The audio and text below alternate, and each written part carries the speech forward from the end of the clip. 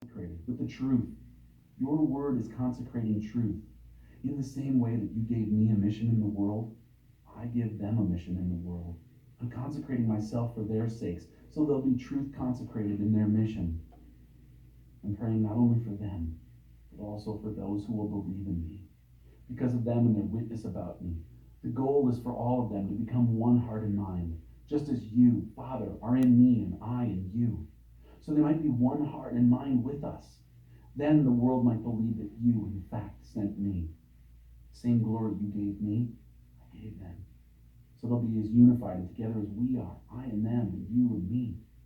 Then they'll be mature in this oneness and give the godless world evidence that you sent me and loved them in the same way you've loved me. Father, I want those you gave me to be with me right where I am, so they can see my glory, the splendor you gave me, having loved me long before there ever was a world. Righteous Father, the world has never known you, but I have known you, and these disciples know that you sent me on this mission. I have made your very being known to them, who you are and what you do, and continue to make it known, so that your love for me might be in them exactly as I am in them. Seized in the garden at night. Chapter 18. Jesus, having prayed this prayer, left with his disciples and crossed over the brook Kidron at a place where there was a garden. He and his disciples entered it. Judas, his betrayer, knew the place because Jesus and his disciples went there often. So Judas led the way to the garden, and the Roman soldiers and police sent by the high priests and Pharisees followed. They arrived there with lanterns and torches and swords. Jesus, knowing by now everything that was coming down on him, went out and met them. He said, "Who are you after?" They answered, "Jesus, the Nazarene." He said, "That's me." The soldiers recoiled, totally taken aback. Judas, his betrayer, stood out like a sore thumb. Jesus asked again, "Who are you after?" They answered, "Jesus, the Nazarene." "I told you," said Jesus, "that's me. I'm the one. So if it's me you're after, let these others go." This validated the words in his prayer, "I didn't lose one of those you gave." Just then, Simon Peter, who was carrying a sword, pulled it from its sheath and struck the chief priest's servant, cutting off his right ear. Malchus was the servant's name. Jesus ordered Peter, "Put back your sword. Do you think for a minute I'm not going to drink this cup the Father gave me?"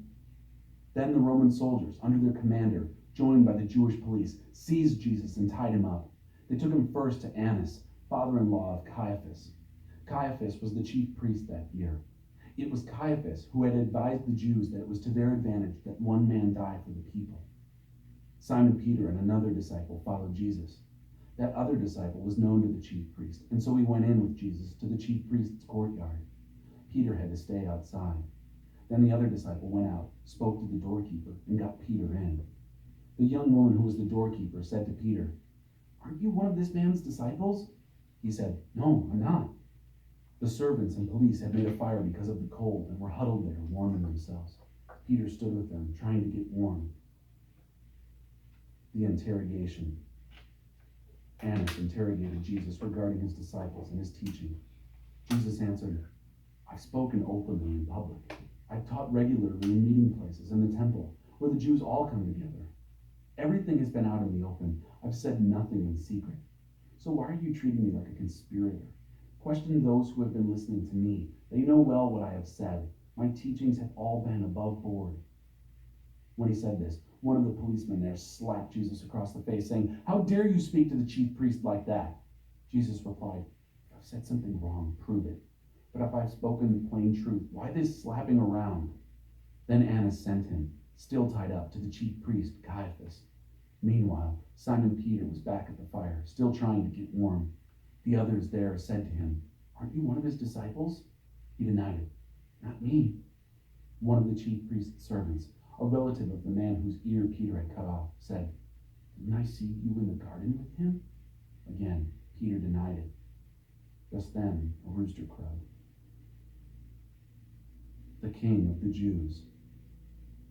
They led Jesus then from Caiaphas to the Roman governor's palace. It was early morning. They themselves didn't enter the palace because they didn't want to be disqualified from eating the Passover. So Pilate came out to them and spoke. "What charge do you bring against this man?" They said, If he hadn't been doing something evil, do you think we'd be here bothering you? Pilate said, You take him. Judge him by your law. The Jews said, We're not allowed to kill anyone. This would confirm Jesus' word indicating the way he would die. Pilate went back into the palace and called for Jesus. He said, Are you the king of the Jews? Jesus answered, Are you saying this on your own, or did others tell you this about me? Pilate said, Do I look like a Jew? Your people and your high priests turned you over to me. What did you do? My kingdom, said Jesus, doesn't consist of what you see around you. If it did, my followers would fight so that I wouldn't be handed over to the Jews.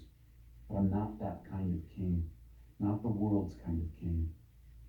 Then Pilate said, So are you a king or not? Jesus answered, You tell me, because I am king. I was born and entered the world so I could witness to the truth. Everyone who cares for truth, who has any feeling for the truth, recognizes my voice. Pilate said, What is truth? Then he went back out to the Jews and told them, I find nothing wrong in this man. It's your custom that I pardon one prisoner at Passover. Do you want me to pardon the king of the Jews? They shouted back, Not this one, but Barabbas. Barabbas was a Jewish freedom fighter. The thorn crown of the king, chapter 19.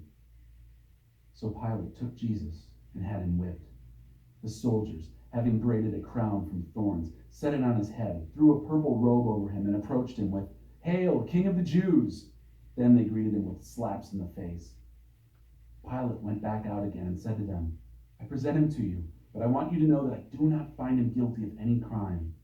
Just then Jesus came out wearing a thorn crown and purple robe. Pilate announced, Here he is, the man. When the high priests and police saw him, they shouted in a frenzy, Crucify! Crucify! Pilate told them, You take him. You crucify him. I find nothing wrong with him. The Jews answered, We have a law, and by that law he must die because he claimed to be the Son of God. When Pilate heard this, he became even more scared. He went back into the palace and said to Jesus, Where did you come from? Jesus gave no answer. Pilate said, You won't talk? Don't you know that I have the authority to pardon you and the authority to crucify you? Jesus said, You haven't a shred of authority over me except what has been given you from heaven. That's why the one who betrayed me to you has committed a far greater fault. At this, Pilate tried his best to pardon him, but the Jews shouted him down. If you pardon this man, you're no friend of Caesar's. Anyone setting himself up as king defies Caesar. When Pilate heard those words, he led Jesus outside. He sat down at the judgment seat in the area designated Stone Court, in Hebrew, Gabbatha. It was the preparation day for Passover. The hour was noon. Pilate said to the Jews, Here is your king. They shouted back, Kill him! Kill him! Crucify him! Pilate said, I am to crucify your king? The high priests answered, We have no king except Caesar. Pilate caved in to their demand. He turned him over to be crucified. The crucifixion. They took Jesus away. Carrying his cross, Jesus went out to the place called Skull Hill. The name in Hebrew is Golgotha, where they crucified him, and with him 2 others, one on each side, Jesus in the middle. Pilate wrote a sign and had it placed on the cross. It read, Jesus the Nazarene, King of the Jews. Many of the Jews read the sign because the place where Jesus was crucified was right next to the city. It was written in Hebrew, Latin, and Greek. The Jewish high priests objected. Don't write, they said to Pilate, the King of the Jews. Make it, this man said, I am the King of the Jews. Pilate said, What I've written, I've written. When they crucified him, the Roman soldiers took his clothes and divided them up 4 ways, to each soldier a fourth. But the robe was seamless, a single piece of weaving. So they said to each other, Let's not tear it up. Let's throw dice to see who gets it.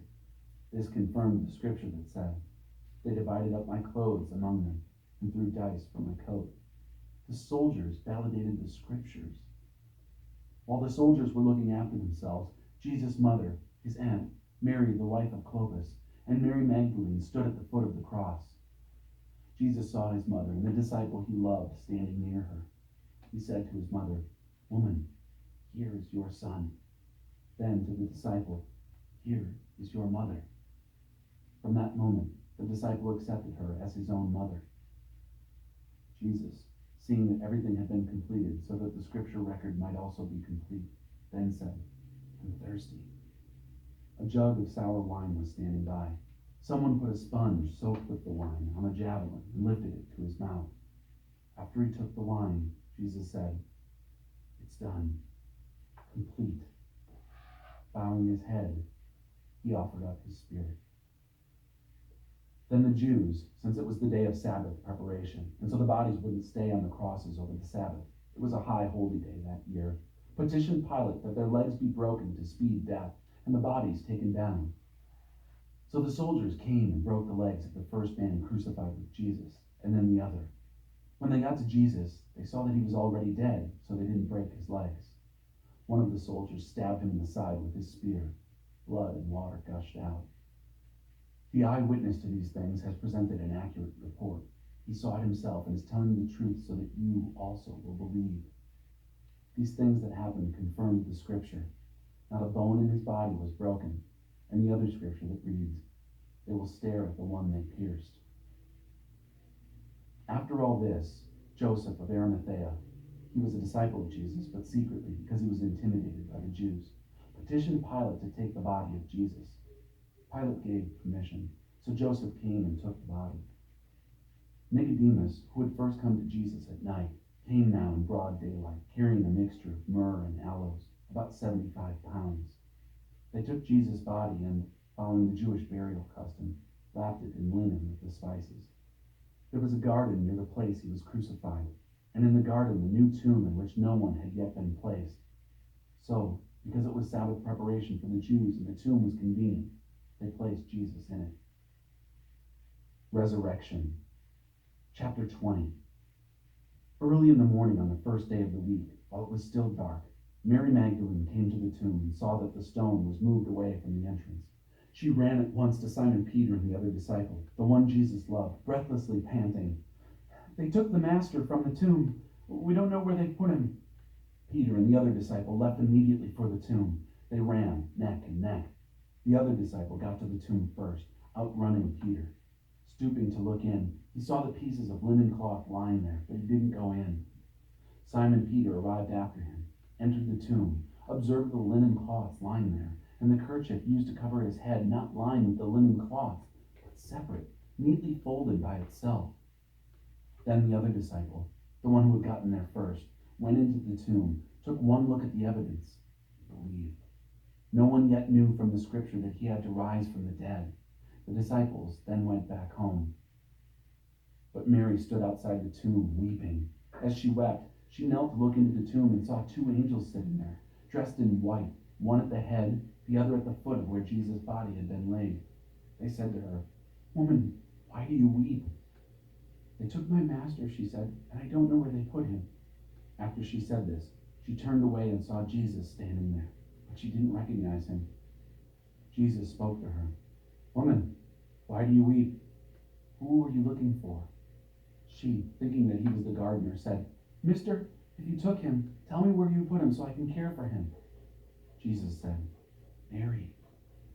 Turning to face him, she said in Hebrew, "Rabboni," meaning teacher. Jesus said, "Don't cling to me, for I have not yet ascended to the Father. Go to my brothers and tell them, I ascend to my Father and your Father, my God and your God." Mary Magdalene went, telling the news to the disciples, "I saw the Master." And she told them everything he said to her. To believe. Later on that day, the disciples had gathered together, but, fearful of the Jews, had locked all the doors in the house. Jesus entered, stood among them, and said, "Peace to you." Then he